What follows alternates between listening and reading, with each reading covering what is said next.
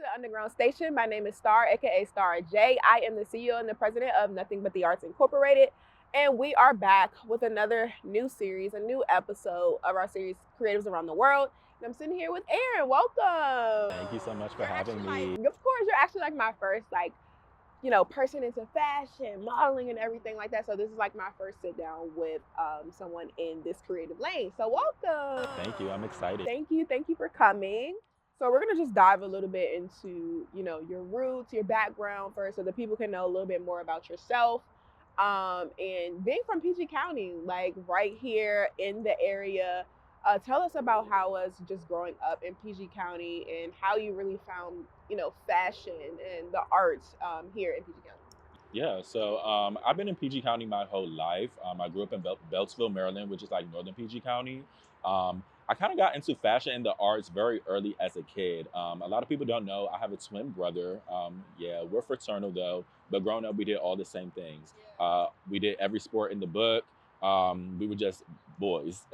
But after a certain while, I just wanted to go a different route. So that's when I asked my mom, like, can I go into like singing, dancing, and all of that? And at first, I'm not gonna lie, like she was kind of like a little indifferent about it, just because it's probably not the norm necessarily for your son to be wanting to participate in activities such as that so young. But I would be in dance classes, be the only boy in an all-girls dance class. I would do like singing competitions and go state to state and compete in different competitions. I also did acting classes as well. So I was just very multifaceted in the arts, and that kind of led me into fashion as well.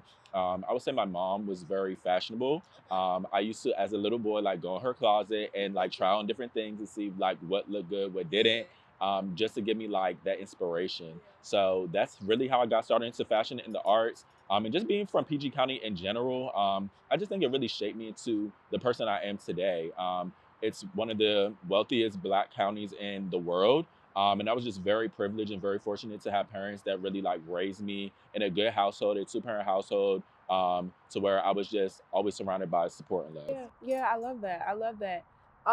And you talk a lot, just sending your bio and everything to me. You talked a lot about just navigating your sexuality and dealing with bullying during middle and high school. How did those times really shape your relationship with fashion and self-expression, and how did you navigate through those times? Yeah, that's a really good question. So growing up, of course, like once I said I started doing different things than the norm, I guess you could consider it, which was doing like dance and modeling and acting and things related to that. I did have people that used to like pick on me, but it used to start like in fifth grade from the color of my pants. Like I would be wearing bright blue denim from H&M. I remember verbatim. Everybody else, like didn't really have a sense of style back then. Like it was a different day and age back then. So I would just always come to school being different. And people never like you being different. So they will always have something to say about it. But I didn't really let it bother me, to be honest. And it did continue throughout high school because in high school, I still was kind of like closed off with my sexuality. I wasn't very like openly gay, I guess if you want to call it that. Was still kind of in the closet. But it's like I knew like deep down, like, okay, like this is who I am. But the people I'm around, like, I don't know, like I just can't let it out. So over that time, the bullying did tend to get worse, but I kind of honestly used it as like motivation. That allowed me to start getting into like my creative projects and fashion and experimenting with different things because if people are gonna have something to say, I'd rather it be about like my looks or my outfit rather than just like my sexuality and how I present myself. So that's kind of how it started from there. And then into college is when I really got comfortable within my sexuality, within fashion, and then that's how like those creative outlets started for me there. Yeah, yeah. Were you in any other type of like creative clubs for like fashion or anything like that that really helped you, boost your confidence? To be honest, no. I really honestly take a lot of my inspiration from just social media. Like as a young kid, like I had a good amount of followers on social media, like in middle school. It was kind of like weird because Instagram back then is not what it is now. But I would just always use that to just like post my outfits. And once I was on there often, I would just see different people on there that I used to like and get inspiration from and just made me try to incorporate and make it my own style. So that's kind of just how like fashion came about for me. I wasn't necessarily in any clubs, didn't really or wasn't even interested in like sewing and things like that back then at a young age. Yeah. So yeah. So did that start taking place more into college as you got into college, like more like just into the sewing? Like because what did you major in? I majored in mass communications. Okay. Yeah, so I started as a marketing major at Towson, Okay. but once I got into all that math, I got to switch. And what a Yeah. lot of people don't know is those majors go hand in hand. You can still get like the same jobs with the Yep. same degree. Yep. So I just took it to my advantage. But Okay. no, like the only thing fashion related I was Yeah. really involved in college was my modeling organization, Models of Distinction. Shout out to them. Okay. Okay. But yeah, that's about it. Okay. And how was that being in a model group? Like was this your first this was your first like model group that you were in. So how was that in making new connections and friends and really just expressing yourself?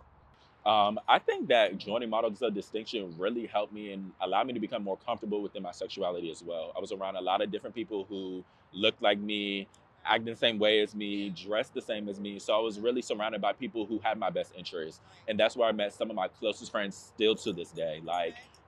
So I really think that joining that organization really allowed me and pushed me to the person that I am today. So I'm very grateful. Was there anything like that really stood out to you that you learned from the organization, whether that's technique or just something else with fashion or anything else? I just think overall that organization really allowed me to become more resourceful. They had a lot of resources and a lot of people in that organization that knew different people. That led me to find my current modeling organization now outside of college. Yeah, allowed me to gain lifelong friendships from that organization, and that I'm still friends with and still model with on my same company today. So that just shows you the longevity, the consistency, the dedication to what I really like to do, and it all was worthwhile. Okay, love that. Um, your work is deeply rooted in just like community building and the urban modeling scene. Talk to me a little bit about just like your inner circle, close friends, the people that keep you grounded, the people that keep you going. Definitely. So, kind of to piggyback off the last question, like I said, in Models of Distinction, I met some of my lifelong friends. Shout out to them. They know who they are, but I just really want to shout them out because they've kept me grounded. Specifically, the people I model with currently: Nikhil, Bryson, Donald, even Nay, Yana, Tamara, and Noma. Like you guys have really been like that backbone for me, and I really appreciate them for that and allow me to keep going and keep pushing myself to be the best person that I could be. Along them, like, I've met some people along the way. Not everybody had my best interests at heart, and that's just something that I had to learn over time. But it was a learning lesson. So I'm still grateful for the experiences, still grateful for the people that I met and may no longer be cool with or friends with, but it's all a part of my journey today. Yeah, I love that. And then you also sent over a quote. Well, it was part of your bio. You said, "I have to step out of my comfort zone if I want to build the life I actually want." I love that. How to use that? How do you use that as a driving force in your life? I definitely use it as a driving force in terms of my different creative projects that I have curated. What a lot of people don't know, I started these creative projects back in 2020 during COVID. Obviously, so many people found many different things to do during that time period. I'm just like, like, what am I going to do with all this unemployment money and all this time? So I wanted to make most use of my time, and that's when I decided to really start a fashion film kind of. I wouldn't call it a series because they're not related to each other, but I just kept doing fashion films. I started it out in the DMV area, and then transitioned to Atlanta, LA, New York, which is my current project, where my current project was currently filmed. So I've just been all across the map, and I just hope to keep going. Yeah, yeah. And me and Aaron actually connected through TikTok. Again, the power of social media is just amazing. So I saw his work. I saw him post about, needing, different people in his creative project. But I was like, hey, I do interviews, I can help out a little bit. But again, the power of the internet is amazing. But yes, I love the confidence. I love what you're doing. And we're going to get a little bit more into your projects in a second. First, I want to talk a little bit just about heartbreak and getting a little deep on that a little bit. You did mention you went through a heartbreak, going through just like being cheated on, and you didn't really let it dim your light. How did you allow that situation, that moment in your life to kind of push you forward and continue to drive your expression through fashion and creativity? Yeah, so uh, I just knew like that one of these questions would come up and like because I've been doing a lot of interviews for this project. This is the first time it actually came up, but I'm really glad I can speak on it. Um, this happened to me probably about a little over a year ago. But one thing about me is that I never stopped doing what I was doing. Like, I was upset, I was depressed, you know, got into a few altercations and fights, like, the whole 9 yards. But one thing I never stopped doing was like modeling and pursuing my creativity. I think that alone really was my backbone and allowed me to not give up. It was so difficult though because the individual that I was in a relationship with at the time, we're on the same modeling team, still are. So it's like I cannot let somebody have that one up on me. It's like I'm not gonna let you allow me to not come and step in these spaces that I'm supposed to be a part of.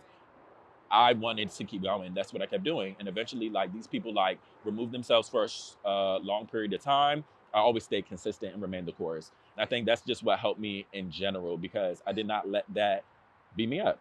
Of course, it was depressing. Of course, I still think about it time to time, but those experiences are a part of it. Yeah, I just did not let those experiences affect what I had going on. And to this day, like, I've grown so much. So many things have started happening to me for the better. I just produced one of my biggest projects today in New York City. So it's so many things to be grateful about. So ultimately, like the experience, I'm not, I don't, I would hate to say I'm glad it happened to me, but it is what it is. And I feel like even, after crazy situations and stuff like that, after you remove yourself, after, they have removed themselves, those good flowing opportunities flow more to you. And I like, just that you hit on different points about just keep going, keeping at the process, keeping the vision at the forefront and not letting outside noise really affect you. So I think that's amazing that you push through, you're going hard, even though it may hurt, totally understand.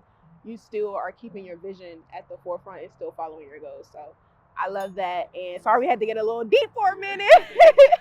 Sorry we had to get a little deep for a minute. All right, so talking a little bit about the spark that led to your work across country, from fashion, bringing people together, to major projects in like Atlanta, LA. You're all over. You're all over.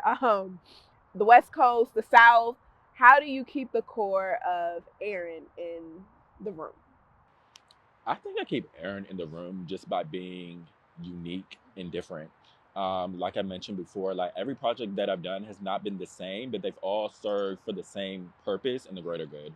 And each project got better over time. And through these experiences, I've met so many people. I've worked with so many amazing people who are big talent today, who are like major influencers. And it's just like,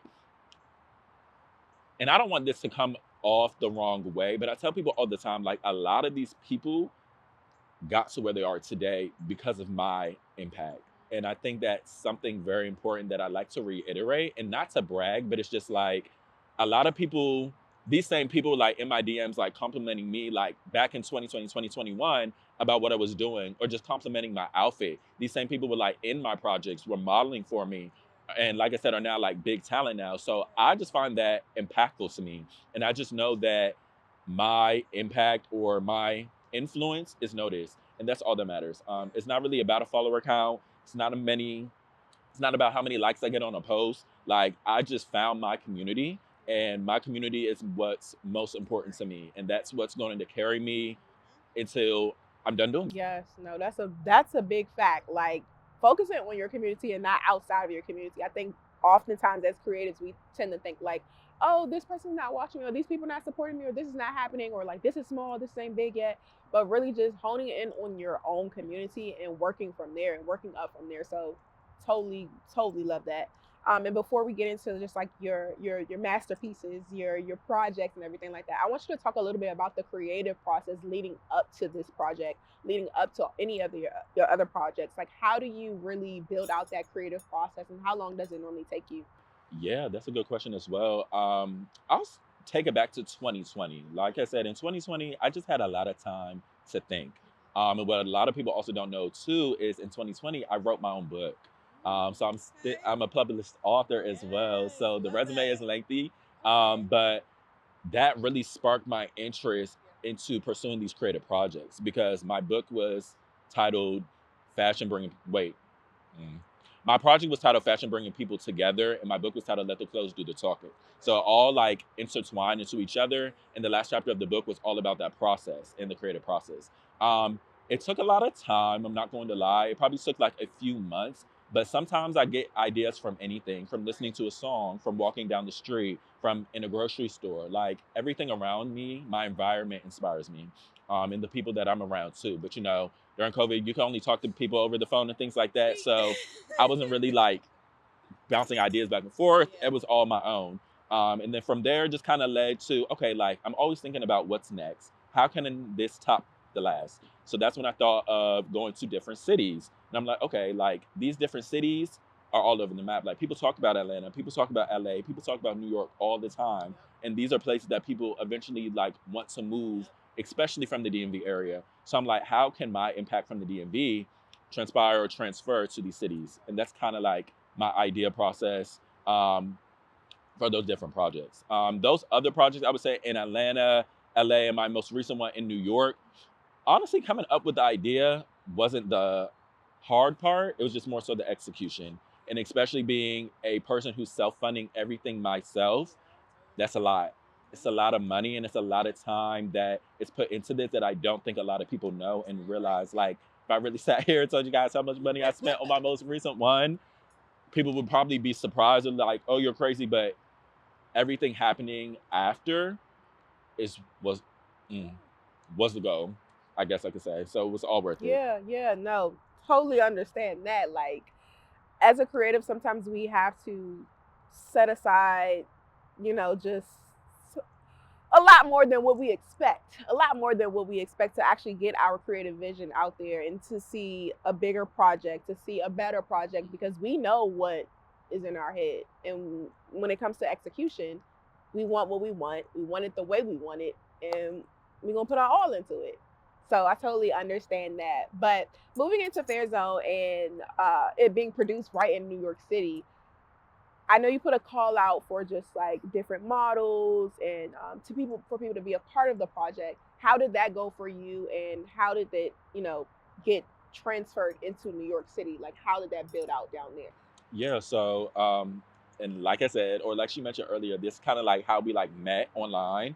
I just posted a TikTok video randomly. I was at work at a part-time job that I literally quit probably 2 weeks after I posted that video.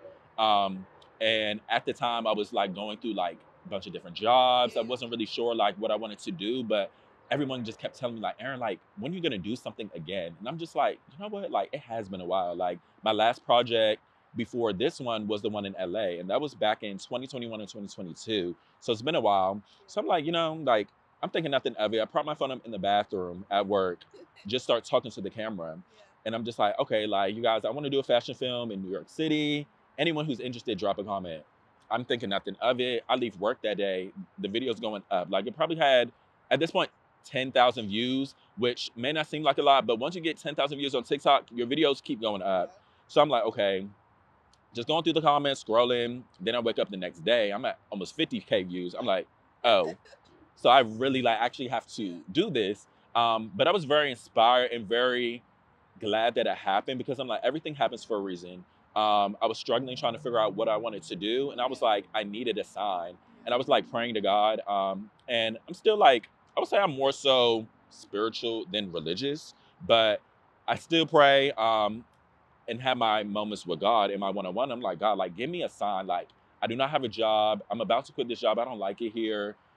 And I think that's what it was. So once that video went up, it went viral. I'm like, okay, oh my gosh. And once people started applying, I was overwhelmed. I'm like, I need help. Like, I can't do all this by myself. I had over 300 plus submissions across the board for anything. Like, people were submitting to be a DJ. People were submitting to sing. People were submitting to model, be an artist, makeup artist, hairstylist. So that just goes to show that the community is just growing. And I'm so grateful that it happened the way that it did because the videos that you think don't blow up or won't blow up are always the ones that do.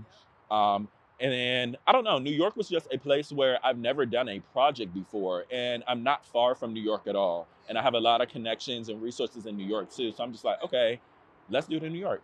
And that's just kind of how that came about. And can you tell the people just about the concept of the project of Fair Zone? Yeah, sure. So Fair Zone is a project where I wanted to combine the DMV grit with the New York City hustle. I'm from the DMV area where things aren't as fast paced as New York. You kind of have to, in my opinion, you have to work hard wherever you're at. But in the DMV, you have to work a little harder because there's not as many resources available as places compared to New York. So I'm just like, how can I combine the two with through fashion or through storytelling? So the New York City hustle is kind of the opposite of the DMV. It's very fast paced. There's a lot of opportunities out in New York. People dress different. People act differently. They talk differently. So just the culture out there is very different from New York City. But once I combined the two and came up with a way to tell my story, tell it through fashion, through choreography, through movement, like it all came together. That's why my cast was very inclusive. I had models in New York and the DMV. The person who filmed my project is from the DMV area, but it's not bi-coastal because that would be she would be like in the West Coast, but she was in New York as well as the DMV area too. So she would go back and forth. So I'm like, okay, everybody I used, every resource, every model, every makeup artist, hairstylist, whatever, was just all from different areas, and that's what I love the most about it. And yeah. Wow. Okay. And the project, how can people view the project? So the project, what a lot of people don't know, I just dropped my trailer on social media on my Instagram page. That's at Aaron.Jordan with three N's. And that's just the trailer. But for the final film, I am doing a watch party premiere. So my work is going to be on the big screen in July of 2026 in my city, the DMV area. Super excited about that. Nothing will be posted on social media prior to that. Everything will be posted after. So you got to come to the party to see the I film. love that. Okay. And you're currently focused on just like expanding and rebranding your creative direction, your business into a much larger platform. If you could give a message to your younger self, what would you say, and what type of advice would you probably give now? No, first of all, I would just say I'm so proud of you. I never thought that going through a breakup or going through an experience such as that would allow me to get back on my feet so quickly. I used it as motivation and did not let it defeat me or bring me down.